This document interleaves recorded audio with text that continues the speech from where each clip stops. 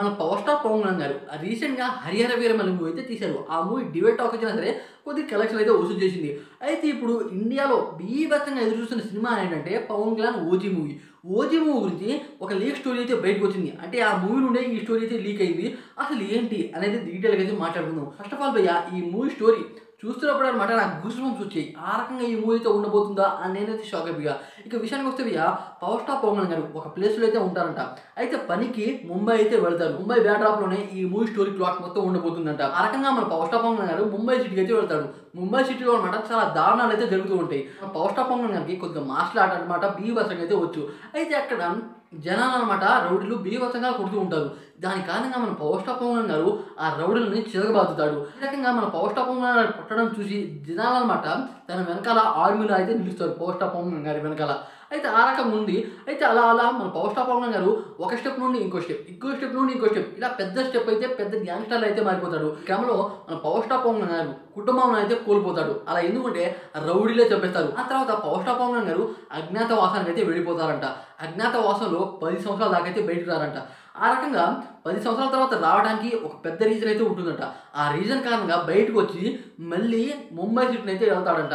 అసలు ఇది వింటుంటేనే అనమాట గూస్ బంప్స్ అవుతుంది. ఇటువంటి రకంగా ఈ స్టోరీ ప్లాటే కనుక ఉంటే చెప్తుంటేనే గూస్ బంప్స్ అవుతుందిగా.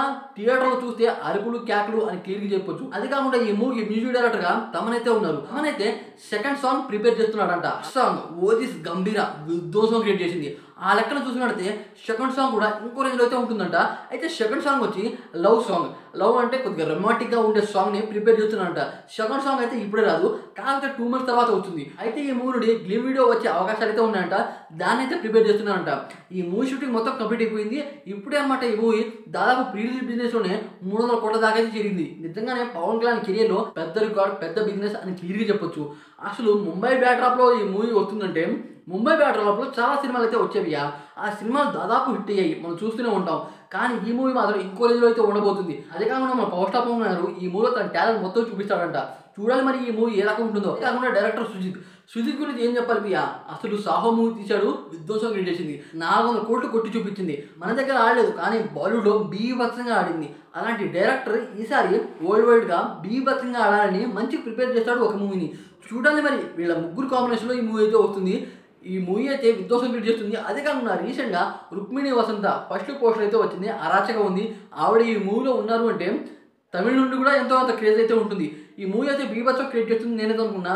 స్టోరీ మాత్రం అదిరిపోయింది. అయితే ఈ స్టోరీ వినగానే మీకెలా అనిపించింది అని డెఫినెట్ కామెంట్ చేసి వీడియోకి లైక్ చేయండి ఫ్రెండ్స్.